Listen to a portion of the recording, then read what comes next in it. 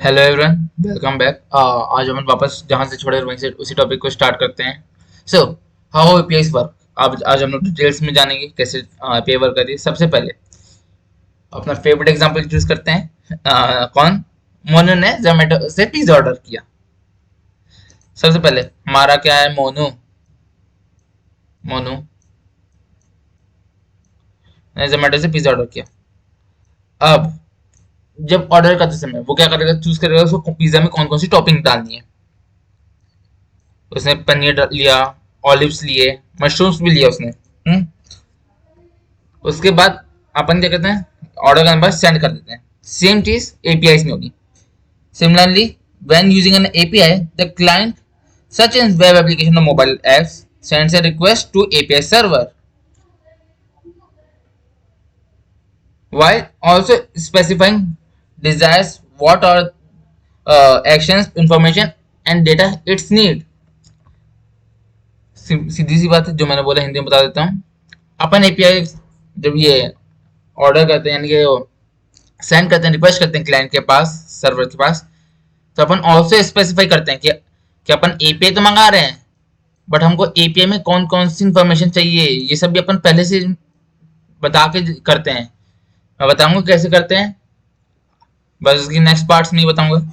अब एपीआई चली गई, मोनू का काम खत्म हो गया, मोनू ने सेंड कर दिया। अब ये एपीआई कहाँ जाएगी? ये पिज्जा के टॉपिक ऑर्डर करने के बाद कहाँ जाता है? ये ऑर्डर करने के बाद जाएगा अपने किसके पास? किचन के पास। अब किचन क्या करेगा? इसको बनाएगा, डिलीवर करेगा। हम्म सीधी बात है। किचन पहले देखेगा कि भैया मोनू को पिज्जा चाहिए। मोनू ने क्या क्या मांगा है? मोनू को पनीर चाहिए, मोनू को ऑलिव चाहिए, मोनू को मशरूम भी चाहिए। ड्राइंग पे ध्यान मत दो यार, ड्राइंग बेकार है। मशरूम का ऐसे ड्राइंग अच्छी होती है ना। मोनू को मशरूम भी चाहिए। हम्म सिमिलरली, जब एपीआई के कॉन्टेक्स्ट में अपन देखते हैं, तो एपीआई भी प्रिपेयर होगा वहां पर क्लाइंट के सर्वर में कि यूजर को ये वाला डेटा दे दो, यूजर को ये इंफॉर्मेशन दे दो, यूजर को ये चीज दे दो। अब पिज्जा का ही केस सही है। अब किचन से बन गया पिज्जा। किचन से पिज्जा बनने के बाद क्या होता है? डिलीवरी बॉय आता है, तो उसको मोनू को डिलीवर करता है। अब डिलीवर करने के बाद क्या होता है? जाएगा, देखिएगा वहां पे, चूज करेगा कि इसके पास पिज्जा बॉक्स है क्या, उसको वो चाहिए, क्या कहते हैं, ऑरिगेनो चाहिए या फिर चिली फ्लेक्स चाहिए, बराबर है कि नहीं, ये सब भी वहाँ ये ऐसे रेस्टोरेंट नहीं देता है। पिज्जा वहां जाएगा, कंप्लीट में पिज्जा वाले को ही करेगा मोनो, अगर उसको नहीं मिलेगा। सिमिलरली, जब एपीआई डिलीवर होती है तो वो कैसे चूज होगी? वो पहले डिसाइड करते हैं क्लाइंट सर्वर ने कि भैया ये कौन से फॉर्म में जाए डिलीवर होते समय। जेसन के फॉर्म में जाए, एचटीएमएल के फॉर्म में जाए, या फिर एक्सएमएल के फॉर्म में जाए, ये सब भी प्लेटफॉर्म ही चूज करता है आपके लिए। अब client receiving end handles the response. अब पिज्जा मिल गया, मोनू को क्या मिल गया? पिज्जा मिल गया। मोनू क्या कर रहा है? आराम से पिज्जा खा रहा है। अब मोनू के पिज्जा में निकल गई मकड़ी। मोनू के पिज्जा में निकली क्या? मकड़ी। मकड़ी, मकड़ी, मकड़ी। अब मोनू की, अगर आपके पिज्जा में मकड़ी निकलती है या फिर आपके पिज्जा में कुछ भी अच्छा नहीं हुआ, आप क्या करते हो? जिस रेस्टोरेंट का पिज्जा था वहां पे कंप्लेंट करते हो, वहां पास कॉल सेंटर फोन करते हो, भैया कैसे सिस्टम के हमारे को ये है, कुछ तो करो।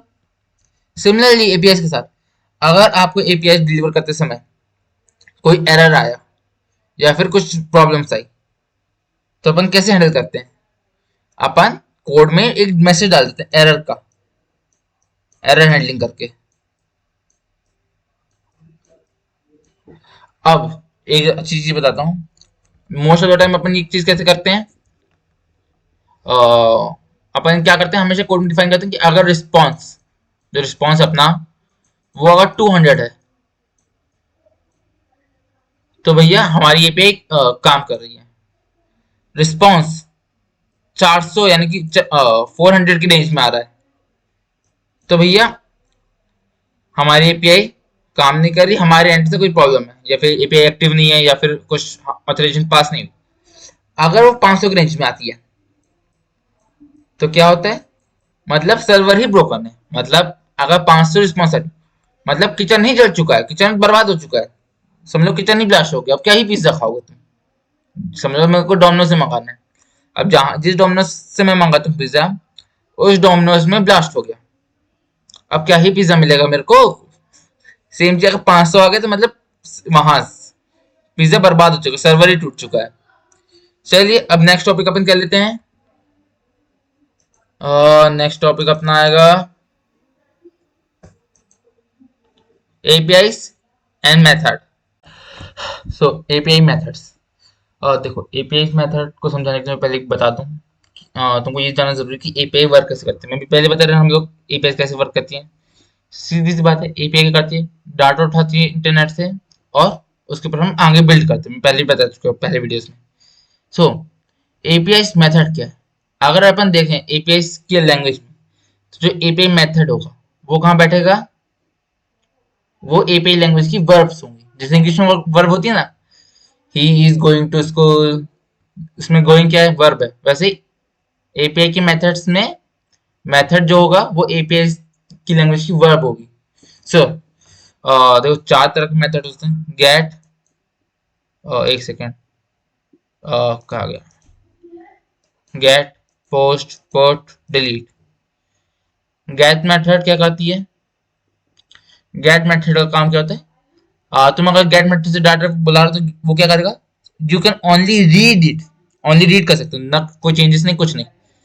समझ लो मैंने ओपन वेक्टर की एपीआई मंगाई, तो मैं क्या करूंगा, सिर्फ डाटा को रीड कर पाऊंगा कि यहाँ पर ये लोकेशन हो गई, ये वहां का टेम्परेचर हो गया, वहां का एटमोसफेयर, मैं सिर्फ डाटा को रीड कर सकता हूँ। क्या मैं डाटा ऐड करूंगा, नहीं। मैं क्या चेंज करूंगा, नहीं। क्या मैं डिलीट कर सकता हूँ, नहीं। डाटा सिर्फ क्या होगा, ऐड हो रहा है, और रीड हो रहा है, ऐड नहीं हो रहा, सिर्फ रीड हो रहा है डाटा। अब अगर मैं पोस्ट मेथड का इस्तेमाल करता हूँ, पोस्ट मेथड क्या होगा, समझ लो मेरे इसे इसको मिटा देते हैं, कहाँ गया, समझ लो मेरा वो है, क्या कहते हैं, इंस्टाग्राम अकाउंट है, ये मेरा इंस्टाग्राम अकाउंट हो गया। अब यहाँ पे मैंने क्या किया, एक शॉर्ट पोस्ट कर रहा हूँ मैं, तब मैं क्या इस्तेमाल करूंगा, पोस्ट मेथड। पोस्ट मेथड का काम क्या होता है, चीजों को पोस्ट करना, सिर्फ चीजों को ऐड करना। वो अपडेट नहीं करेगा, वो डिलीट नहीं करेगा, वो सिर्फ पोस्ट कर रहा है। अब सेम एग्जांपल को कंटिन्यू करते समय अगर मेरे को इंस्टाग्राम में क्या करना होगा, अपनी आईडी को अपडेट करना है, लाइक मैंने वहां पे अपनी लिख दिया कि वहां पे मैं सिंगल हूँ, हाँ, मैं राइटिंग में ध्यान मत देना, माउस में को लिखते नहीं बनता, मिटा देते हैं इसको, कोई ध्यान नहीं देगा मैं क्या लिखा हूँ। समझ लो मेरे को अपना अकाउंट को क्या करना है, मैंने यहाँ पे लिखा कि यहाँ पे सिंगल हूँ, अब मेरे को क्या करना है, यहाँ पे लिखना कि मैं क्या इसमें हूँ, रिलेशनशिप में हूँ। तो मैं कौन सी मेथड का इस्तेमाल करूंगा, पुट मेथड। पुट मेथड क्या काम होता है, अपडेट करना, अपडेट, अपडेट ठीक है, पुट मेथड में अपडेट करना। अब मेरा ब्रेकअप हो गया, मैं इंस्टाग्राम से बिल्कुल ऊब चुका हूँ, लाइक मेरे को बिल्कुल पसंद नहीं है इंस्टाग्राम। अब मैं क्या करूंगा, डिलीट मेथड का इस्तेमाल कर क्या करूंगा, अपना अकाउंट को ही डिलीट कर दूंगा। डिलीट मेथड का काम क्या होता है, उस चीज को डिलीट करना। अब एक काम करते हैं, अपन लोग आगे बढ़ते हैं और अपन आते हैं किसमें, एंड पॉइंट। कहाँ थे अपन लोग, अपन थे एंड पॉइंट्स में। एक समय पहले इसको पूरा मिटा देता हूँ, फिर अपन समझते हैं एंड पॉइंट्स।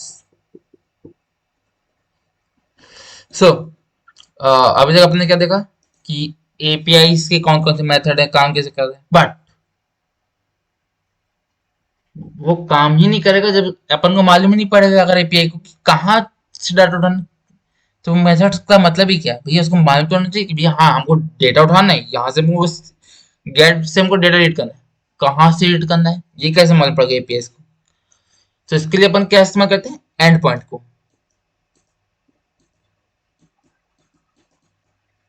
जो एंड पॉइंट होंगे वो समझ ले कि स्पेसिफिक या यूनिक पाथवे है, यूआरएल है, जिससे आप डेटा को फाइंड करते हो। बेस्ट एग्जांपल एंड पॉइंट का क्या हो सकता है? यूआरएल। जैसे मेरे को गूगल का डाटा उठाना है, मेरे को एक पर्टिकुलर डाटा उठाना है गूगल की, समझ लो वेदर का। मैं क्या करूंगा, डब्ल्यू डब्ल्यू डब्ल्यू डॉट, ऐसे W W W dot Google dot weather. एक सेकंड, गूगल का कुछ है क्या वेदर का? एग्जाम्पल ले लो। समझ लो यहाँ पे मैंने गूगल से वेदर निकाल दिया, ये एक तरह की यूआरएल हो गई। इसी को मैं कह सकता हूँ एंड पॉइंट हो गया। समझ में आया बेसिक एंड पॉइंट क्या होता है? बेसिकली एंड पॉइंट तो यही समझ लो। अब एंड पॉइंट की और भी चीजें होती है। एंड पॉइंट ही डिसाइड करता है कि कौन से फॉर्मेट में आपका डाटा आ रहा है, इसका स्ट्रक्चर क्या होगा, ये सब एंड पॉइंट ही डिसाइड करता है आपका। नेक्स्ट टॉपिक अपना क्या होगा? API authentication. पता है मैं कोई प्रोनाउंस करते नहीं आ रहा। एपीआई ऑथेंटिकेशन, ऑथेंटिकेशन जाने दो यार। चलो, एपीआई ऑथेंटिकेशन वो क्या होता है? So API authentication, authentication in API is a crucial for ensuring only authorized user or applicants can access protect resource. Here brief overview of common authentication method: API key, auth, open authorization और tokens। Simple मतलब है इसका कि भैया यहाँ भाई अपन ऐसा तो नहीं कर सकते ना किसी को भी वो दे देंगे भैया। मैं ये तो नहीं कहूंगा ना कि हाँ भैया यहाँ पास मेरी दुकान है, और नहीं ये मेरा एक बैंक है, बैंक अकाउंट के ले लें एग्जांपल, बहुत अच्छा रहेगा। समझ लो मेरा बैंक है, अगर कोई बंदा पैसे निकालने पैसे डालने आ रहा है तो मैं पहले चेक तो करूंगा कि भैया वो मेरे ये मेरा यूजर है कि नहीं है, मेरे यानी कि क्या मेरा कस्टमर है कि नहीं है भैया। बैंक ऐसा तो नहीं आएगा कि हाँ भैया हमारा बैंक है, जिसको आना पैसा आके लूट के चले, पता चलो चोर आ गए, पैसा निकाले चले गए, ऐसा तो नहीं हो सकता। सेम चीज एपीआई में भी होगी। अब ऐसा नहीं है कि अपन किसी को भी यानी ऑथेंटिकेशन कर सकते हैं, या फिर एपीआई भी चेक करेगा कि भैया तुमने मेरे को कॉल किया है, मेरी एपीआई को कॉल किया है, क्या ये वैलिड है कि नहीं, क्या तुम इसके लायक भी हो कि तुम मेरे को कॉल कर सकते हो। हाँ भैया, ऐसे तो नहीं कि समझ लो मैं पिज्जा खाने गया, पिज्जा की दुकान वाले के पास मेरा पहले से 50,000 को धार चढ़ा हुआ है। अब मैं फिर से जाके बोलूंगा कि भैया पिज्जा दे दो, तो वो तो बोलेगा ना कि भाग जाए यहाँ से, पिज्जा कैसे मांग रहे थे, तो पैसे नहीं दिए मेरे को पहले का। सेम चीज एपीआई भी करती है, एपीआई भी उन्हीं को देगी जो कि उसके ऑथराइज यूजर होंगे। सो ये कैसे होता है?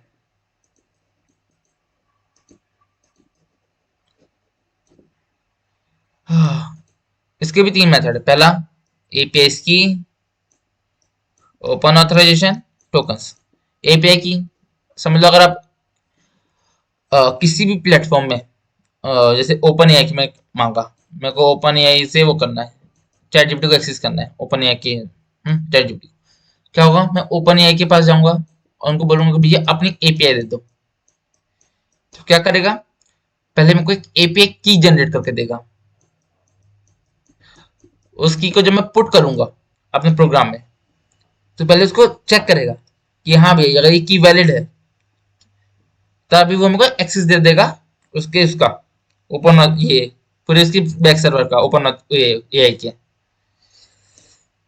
अब मैं क्या कर रहा हूँ, मैंने एक वेबसाइट बनाई जिसमें मैंने ओपन एआई का इस्तेमाल किया उसके चैट जीपीटी का, उसको एज अ बैकग्राउंड डाला चैटबॉट टाइप पे। अब कोई भी थर्ड पार्टी आके यूज तो कर सकता है, मेरी वेबसाइट के थ्रू यूज कर सकता है। तो ओपन एआई क्या चाहेगा कि ये ऐसा तो नहीं होना चाहिए, तो क्या करेगा वो ओपन ऑथराइजेशन करेगा कि जैसे जीमेल के थ्रू या किसी के थ्रू पहले वो उसका यूजर नेम मांगेगा उस बंदे का, उसका पासवर्ड मांगेगा, पासवर्ड और यूजर नेम। अगर उसका जीमेल यूजर नेम पासवर्ड सब सही है, तभी वो उसको आने देगा कि हाँ भैया तुम दूसरे वेब थर्ड पार्टी तो हो, थर्ड पार्टी यूजर हो, बट अब मेरा एक्सेस कर सकते हो। अब एक चीज हुई, अब एक ध्यान से सुना एक चीज। पता चला मैंने इसको सिर्फ ओपन एआई को मैंने कुछ अमाउंट दिया, समझ लो मैं दे दिया हूँ 10,000 रुपये दे दिए ओपन एआई को। ओपन एआई को 10,000 रुपये दिए या 100 रुपये दिए, 100 रुपये मानते मैंने ओपन एआई की एपीआई मांगी, की मांगी, उनको एज ए कट पेमेंट 100 रुपये दिया। अब मेरा पूरा काम हो रहा है ओपन एआई की चैटबॉट से, और मैंने ओपन एआई को 100 रुपये दिया। अब ओपन एआई चाहेगा कि भैया ये मेरा इतना इस्तेमाल कर रहा है बट सिर्फ 100 रुपये क्यों? तो क्या यहाँ पे क्या आते हैं, टोकन आते हैं। कोई भी वेबसाइट चाहती है कि आप जितना टोकन, जितना उसका इस्तेमाल करो वेबसाइट का, उतना आप उनको पे करो। तो क्या करती है, टोकन सिस्टम ले आती है। एक तरह का स्मॉल क्रेडेंशियल्स होते हैं, जैसे मैंने ओपन एआई की वो ली, एपीआई इस्तेमाल की। अब मेरे को मिल गए $10 पे करने में ओपन एआई में मिलते हैं मेरे को समझ लो 4 मिलियन टोकन्स।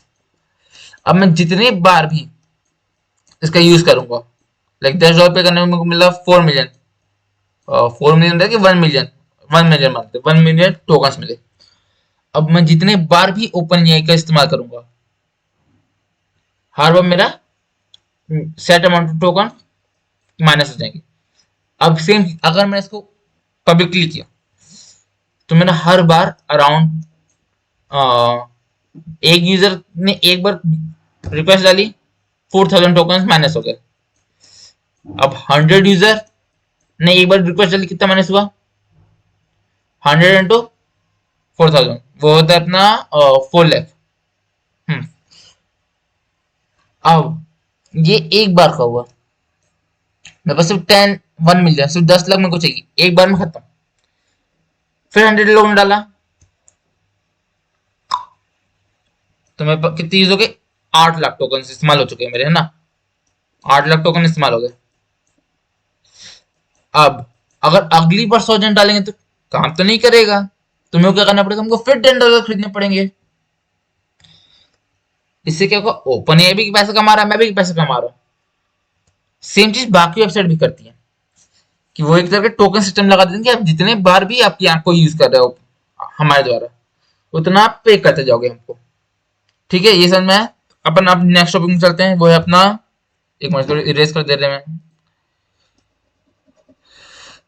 नेक्स्ट टॉपिक अपना आता है, वो है एपीआई डॉक्यूमेंट्स की। हाँ, आई थिंक ये आएगा ना, एक सेकंड। API documentation.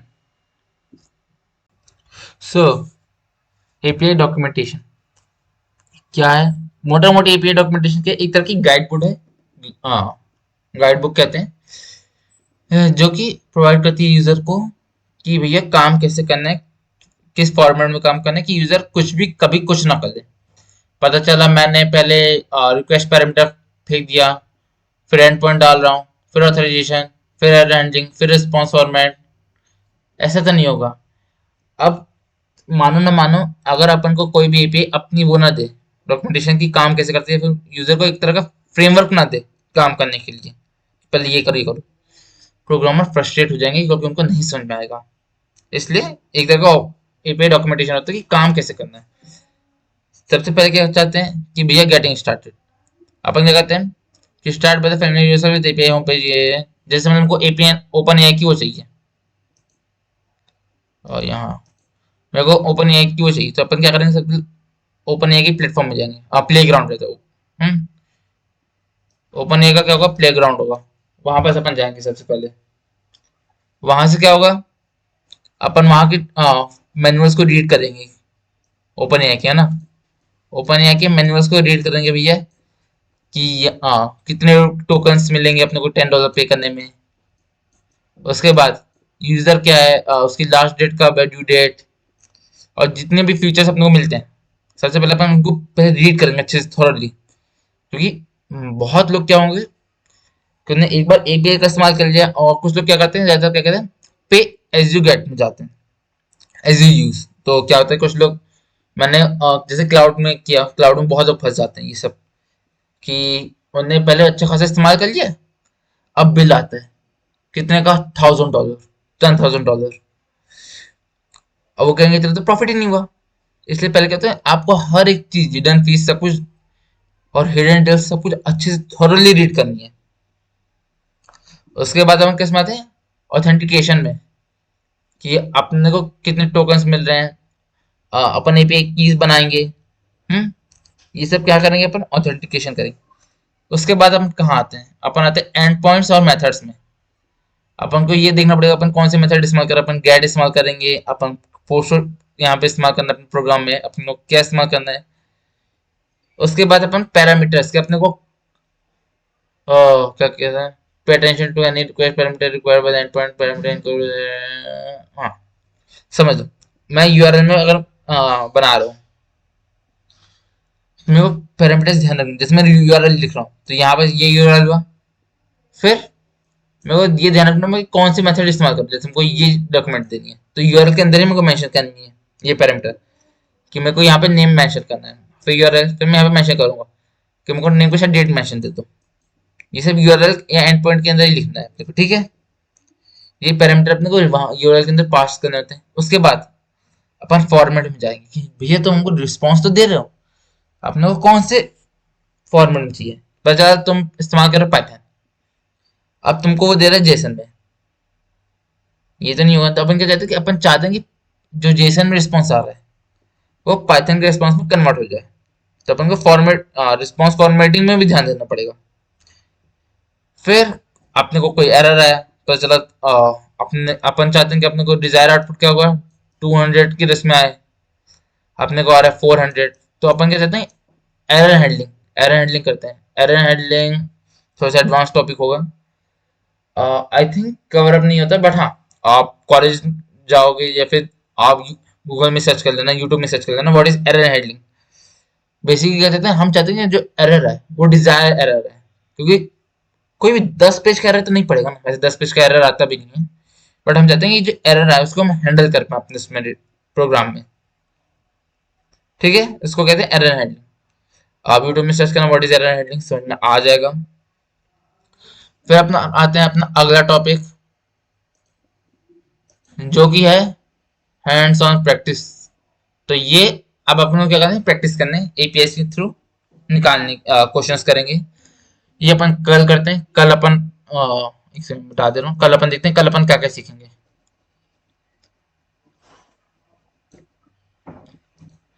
कल अपन क्या सीखेंगे, एपीआई की कैसे बनाते हैं। शिट,